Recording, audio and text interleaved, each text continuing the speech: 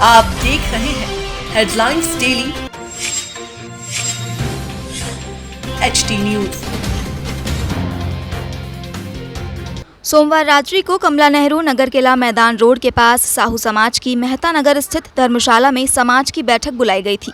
बैठक में आगामी चुनाव एवं विभिन्न मुद्दों पर चर्चा के दौरान सकल पंच साहू समाज सिलावटपुरा के उपाध्यक्ष अशोक जानकी लाल साहू, कोषाध्यक्ष सुंदरलाल साहू एवं एक अन्य पदाधिकारी ने इस्तीफा दे दिया। सकल पंच साहू समाज सिलावटपुरा के अध्यक्ष दिनेश देवीलाल साहू ने 2 पदाधिकारियों के इस्तीफे को स्वीकार कर लिया, किंतु कोषाध्यक्ष का इस्तीफा स्वीकार नहीं किया। दिनेश देवीलाल साहू ने कोषाध्यक्ष पर हिसाब देने एवं घोटाले का आरोप लगाया। वहीं उपाध्यक्ष एवं अन्य दोनों पदाधिकारियों ने अध्यक्ष दिनेश देवीलाल साहू पर बहुमत नहीं होने पर चुनाव कराने के लिए कहा। इस दौरान दोनों पक्षों पर जोर जोर से चिल्लाने लगे और दोनों पक्षों से संबंधित लोग आपस में भिड़ गए। जमकर गाली गलौज हुई। उपाध्यक्ष व कोषाध्यक्ष वाले पक्ष ने अध्यक्ष दिनेश देवीलाल साहू पर बंदूक निकालकर धमकाने का आरोप भी लगाया।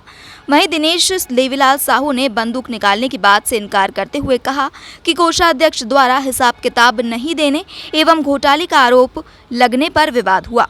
दूसरे पक्ष ने अध्यक्ष दिनेश देवीलाल साहू पर घोटाले का आरोप लगाया। बाद में मामला मल्हारगंज थाने पर पहुंचा, जहां पर एक पक्ष ने अध्यक्ष दिनेश देवीलाल साहू पर लाइसेंसी बंदूक निकालकर धमकाने का आरोप लगाते हुए शिकायत की।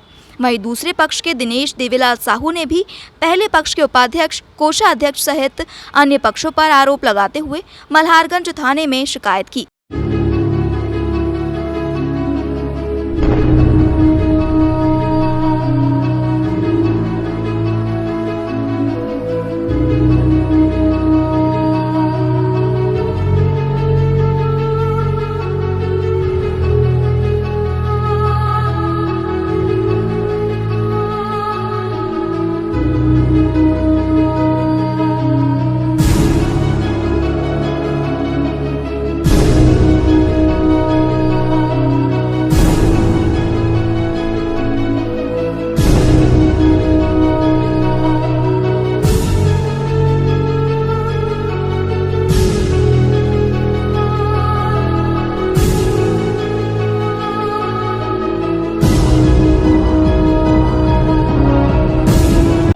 समाज के लोग आज क्या मामला? मल्हारगंज थाने हम लोगों को इसलिए आना पड़ा कि आज हमारी समाज की जनरल मीटिंग थी।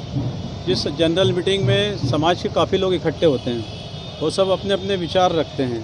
तो आज इनने जनरल मीटिंग में जो हमारे अध्यक्ष हैं वो दिनेश देवीलाल जी साहू जी, सकल पंच साहू समाज सिलावटपुरा के अध्यक्ष हैं। उन्होंने ही आज वो मीटिंग बुलाई थी और उन्होंने मीटिंग बुलाई थी तो उसमें उन्होंने कोई सलाह वगैरह नहीं ली, उन्होंने हमसे कोई सलाह नहीं ली गई और उन्होंने 8 तारीख को जनरल मीटिंग बुला के और हम लोगों को बोलने भी नहीं दिए जा रहा था। जब हम बोलने जा रहे थे तो हमको डांट दिया था कि नहीं आप नहीं बोलोगे, आपका जब नंबर आएगा जब बोलोगे। तो अच्छा, उसके बाद में जब हमने क्या नहीं आप हमको बोलने तो दो, हम ये जनरल मीटिंग आपने किस लिए बुलाई है भाई?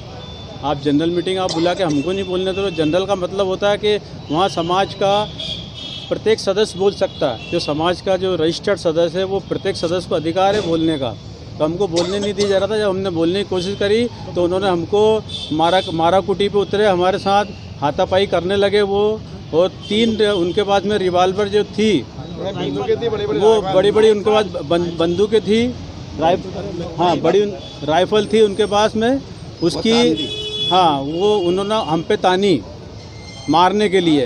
और मैं इनको, ये मेरे भाई हैं मनोज गुलाबचंद जी साहू, इनको मैंने बचाया, इनको पकड़ लिया था उनने मारने के लिए। 5-7 जनों को मार रहे थे, इनको मारा भी।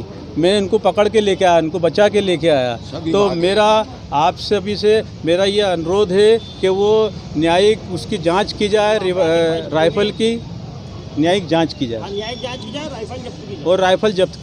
मिश्रीलाल साहू, मैं करीब 40-50 साल से समाज में हूँ। आज तक इतिहास में ऐसा नहीं देखा कि आदमी समाज में राइफल बंदूक लेके आए। समाज को बुलाया और समाज से झगड़ा किया, मारने लपके, मेरे ऊपर मारने के लिए लपके और बंदूक तानी। उनकी बंदूक जब्त की जाए, उनके लाइसेंस निरस्त किए जाएं। समाज सुंदरलाल साहू, सकल पंच साहू समाज कोषाध्यक्ष हूँ। मुझे सकल पंच साहू समाज की आज जनरल मीटिंग थी।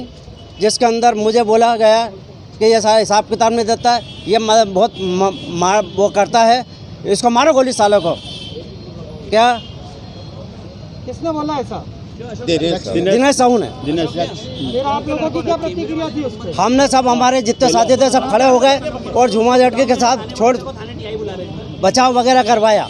फिलहाल मल्हारगंज थाने में दोनों पक्षों में से किसी भी पक्ष के खिलाफ प्रकरण दर्ज नहीं हुआ है। आपको बता दें कि हाल ही में जायसवाल साहू वैश्य समाज के 28 फरवरी को चुनाव की घोषणा की गई है। वहीं दूसरा पक्ष चाहता है कि कार्यकारिणी का समय अक्टूबर 2021 में समाप्त हो रहा है, तभी चुनाव हो। मीटिंग वगैरह चल रही थी और समाज के कुछ लोगों ने आरोप लगाया कि आपने वहाँ पर बंदूक वगैरह निकालकर धमकाया। क्या कहना चाहेंगे इस मामले में? मेरा सकलबंद साहू समाज के समस्त स्वजाति बंधुओं से निवेदन है कि आज दिनांक 8 फरवरी 2021 को एक जनरल मीटिंग का आयोजन रखा गया, जिसमें कि 2 इस्तीफे, हमारे पास 3 इस्तीफे आए थे। अशोक जानकीलाल जी साहू और सुंदरलाल जी सोजीराम जी साहू, व्यवस्थापक हमारे मांगीलाल मिशीलाल जी साहू, 3 इस्तीफे हमारे पास आए थे। हमारी रजिस्टर्ड संस्था है जिसमें कि उन्होंने हमें आज इस्तीफे सौंपे गए थे।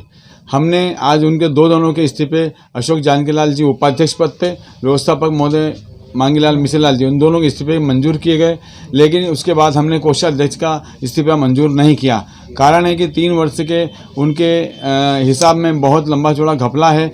जब हमने उन्हें हिसाब के लिए बोला गया तो उन लोगों ने हमको वो उपाध्यक्ष और ये सभी लोग, मांगीलाल मिशीलाल, व्यवस्था, इन लोग उठ के हमको मारने की कोशिश करी और हंगामा करा और धर्मशाला में पथराव किया और बहुत बुरी तरह हंगामा करने की कोशिश करी। बोले हम हिसाब नहीं देंगे, हम तो चुनाव कराएंगे। लेकिन वो संस्था का रजिस्ट्रेशन हमारा 8वें महीने 2021 तक के वैलिड है। हम पूर्व में हमारा चुनाव हुआ था और चुनाव जब हुआ था उसके 3 वर्ष हमारे पूर्ण हो चुके हैं। लेकिन हम कलेक्टर महोदय को ये सब चीज़ लिखित में चुनाव के 10 दिन पहले दे चुके थे, जब लॉकडाउन चल रहा था। हमने आदरणीय कलेक्टर महोदय से यह गुजारिश की थी कि आप हमें बताइए कि सब हमें रजिस्ट्रेशन के हिसाब से चुनाव कराना है कि समाज की सामान्य विधि से कराना है, क्योंकि हमारा रजिस्ट्रेशन अक्टूबर 2018 में हमने करा लिया है। पैन कार्ड हमने ले लिया है और रजिस्ट्रेशन नंबर उसका हमारे पास आ गया है। बैंक में अकाउंट हमने उस हिसाब से खुला लिया है।